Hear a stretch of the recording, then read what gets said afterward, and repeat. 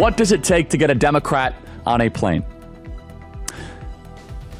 Do you know that there's still American citizens being held hostage by Hamas? That's a lesser reported element, that there are American citizens that are still being held hostage by Hamas. It's a real thing, that American passport holders, American citizens.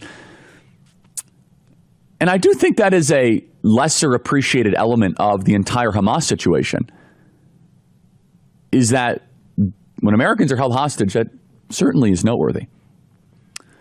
So this is a Democrat senator from Maryland. Van Hollen is his name.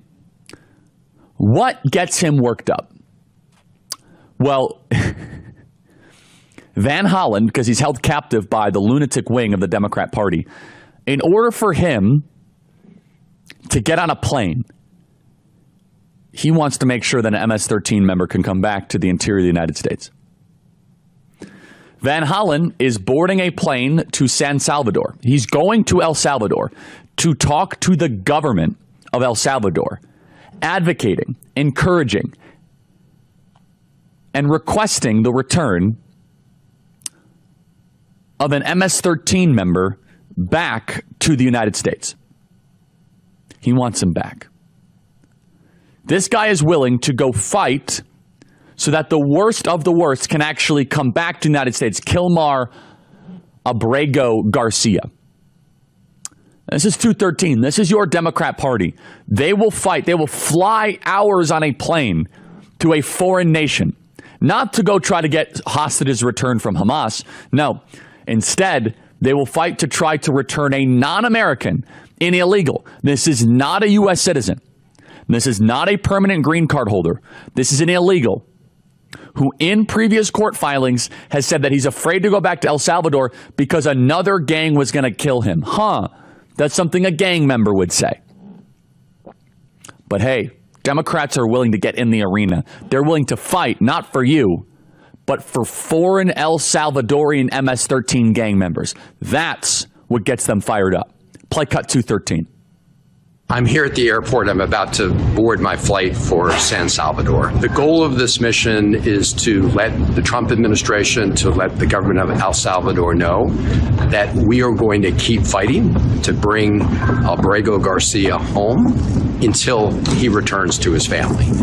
I hope to meet with representatives of the government. I hope to have the chance to actually see Kilmar and see what his condition is. But we are going to keep fighting because this is a miscarriage of justice. The Supreme Court has ruled 9-0, that he was illegally taken out of the country and put in a prison in El Salvador.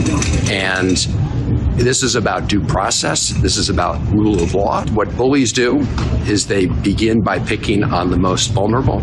But if we get rid of the rule of law and due process in the United States, it's a short road from there to tyranny.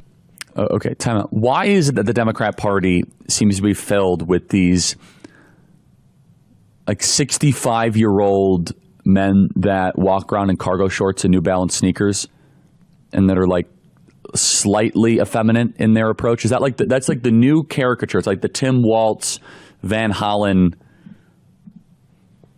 beta energy. No, let's just be clear. The illegal act was not by the U.S. government. The illegal act was when he came into our country. Van Hollen, this guy who thinks that jogging once a year is a fitness plan, that's the type of guy that he is. He never tweeted once about Rachel Morin. Not once.